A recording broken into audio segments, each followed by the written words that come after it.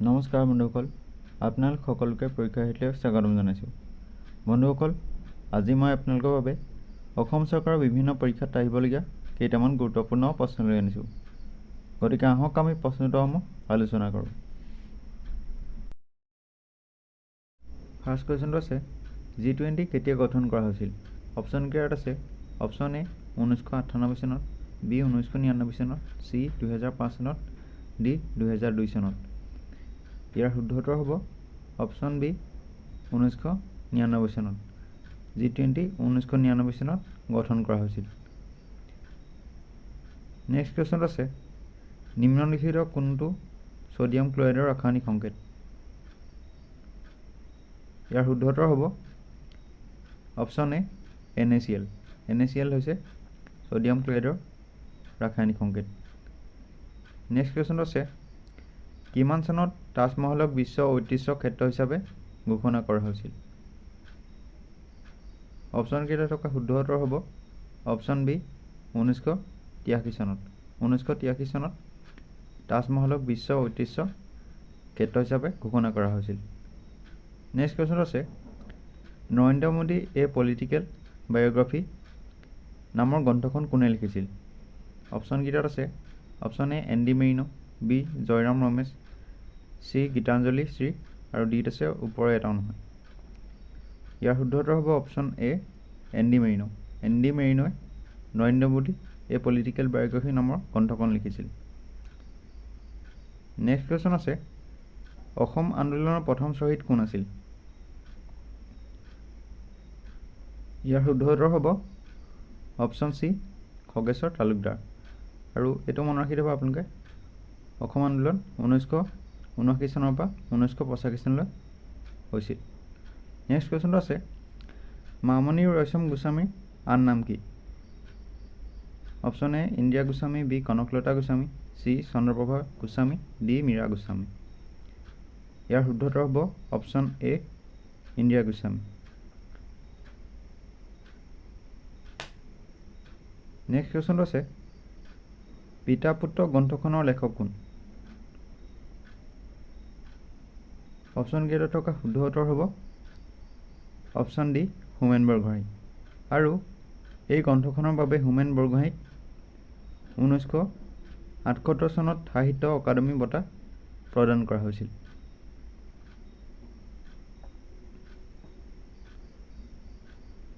Next কুৱেশ্যনটো আছে, নৱগ্ৰহ মন্দিৰ কোন পাহাৰত অৱস্থিত? Option A Bhasmachal, B Nilachal, C Chitrachal আৰু ডিত আছে ওপৰৰ এটাও নহয়। ইয়াৰ শুদ্ধ উত্তৰ হ'ব অপশ্যন চি চিত্ৰাচল।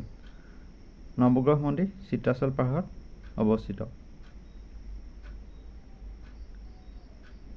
নেক্সট কুৱেশ্যনটো আছে, নিম্নলিখিত কোনটো যন্ত্ৰৰ সহায়ত বায়ুত থকা জলীয় বাষ্পৰ পৰিমাণ জোখা হয়? ইয়াৰ শুদ্ধ উত্তৰ হ'ব অপশ্যন বি হাইগ্ৰমিটাৰ। হাইগ্ৰমিটাৰৰ সহায়ত বায়ুত থকা জলীয় বাষ্পৰ পৰিমাণ জোখা হয়। নেক্সট কুৱেশ্যনটো আছে, হৰ্ণবিল উৎসৱ উত্তৰ পূৰ্বৰ কোনখন ৰাজ্যত পালন কৰা হয়? ইয়াৰ শুদ্ধ উত্তৰ হ'ব অপশ্যন বি নাগালেণ্ড। নাগালেণ্ডৰ কিসামাত হৰ্ণবিল উৎসৱ পালন কৰা হয়। নেক্সট কুৱেশ্যন আছে, ডেভিছ কাপ কি খেলৰ সৈতে জড়িত? অপশ্যন এত আছে lawn tennis, B cricket, C football, D hockey. ইয়াৰ শুদ্ধ উত্তৰটো হ'ব option A lawn tennis. Davis cup lawn টেনিছৰ সৈতে জড়িত। আমাজন অভয়াৰণ্য কোনখন মহাদেশত অৱস্থিত? অপশ্যন এ ইউৰোপ, বি উত্তৰ আমেৰিকা, চি আফ্ৰিকা, ডি দক্ষিণ আমেৰিকা। ইয়াৰ শুদ্ধ উত্তৰ হ'ব অপশ্যন ডি দক্ষিণ আমেৰিকা। আমাজন বৰ্ষাৰণ্য দক্ষিণ আমেৰিকা মহাদেশত অৱস্থিত। নেক্সট কুৱেশ্যনটো আছে, ম্যানমাৰৰ মুদ্ৰাৰ নাম কি? অপশ্যন কেইটাৰ ভিতৰত শুদ্ধ উত্তৰটো হ'ব অপশ্যন এ কিয়াত। ম্যানমাৰৰ মুদ্ৰাৰ নাম হৈছে কিয়াত। নেক্সট কুৱেশ্যনটো আছে, কোন তাৰিখে বিশ্ব গঁড় দিৱস পালন কৰা হয়? অপশ্যনকেইটা থকা শুদ্ধ উত্তৰটো হ'ব অপশ্যন এ 22 ছেপ্টেম্বৰ। 22 ছেপ্টেম্বৰ দিনটো গঁড় দিৱস হিচাপে পালন কৰা হয়। নেক্সট কুৱেশ্যনটো আছে ভাৰতৰ কোন ৰাজ্যত ষ্টেচু অফ ইকুৱেলিটি অৱস্থিত? অপশ্যন এত আছে Hyderabad, B Gujarat, C Uttar Pradesh, D Madhya Pradesh. ইয়াৰ শুদ্ধ উত্তৰ হ'ব অপশ্যন এ হায়দৰাবাদ। হায়দৰাবাদত ষ্টেচু অফ ইকুৱেলিটি অৱস্থিত আৰু ই হৈছে একাদশ শতিকাৰ ভাৰতীয় দাৰ্শনিক ৰামানুজাৰ প্ৰতিমূৰ্তি।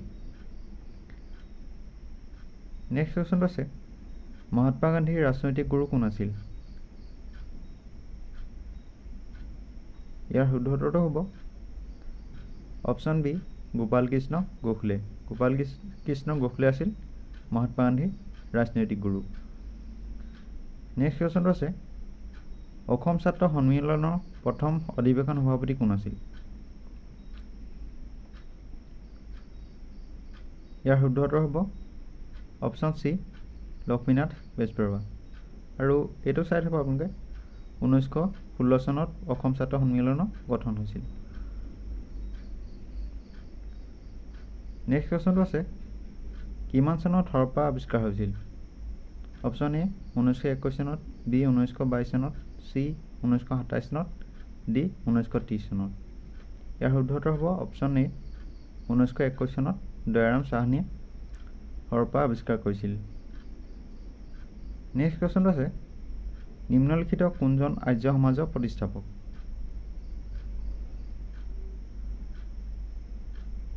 অপশ্যনকেইটা থকা শুদ্ধ উত্তৰটো হ'ব অপশ্যন বি দয়ানন্দ সৰস্বতী। দয়ানন্দ সৰস্বতীয়ে আৰ্য সমাজৰ প্ৰতিষ্ঠাপক। আজি লাষ্ট কুৱেশ্যনটো আছে ভাৰতৰ কোনখন ৰাজ্যৰ সকলোতকৈ দীঘল উপকূলীয় সীমা আছে? অপশ্যন এত আছে Gujarat, B Orissa, C Tamil Nadu, D Kerala. ইয়াৰ শুদ্ধ উত্তৰটো হ'ব অপশ্যন এ গুজৰাট। গুজৰাটৰ আটাইতকৈ দীঘল উপকূলীয় সীমা আছে। বন্ধুসকল আজিলৈ ইমানেই আছিল। যদিহে ভিডিঅ'টো ভাল পালে লাইক, কমেণ্ট আৰু চেনেলটো ছাবস্ক্ৰাইব কৰি দিব। ধন্যবাদ।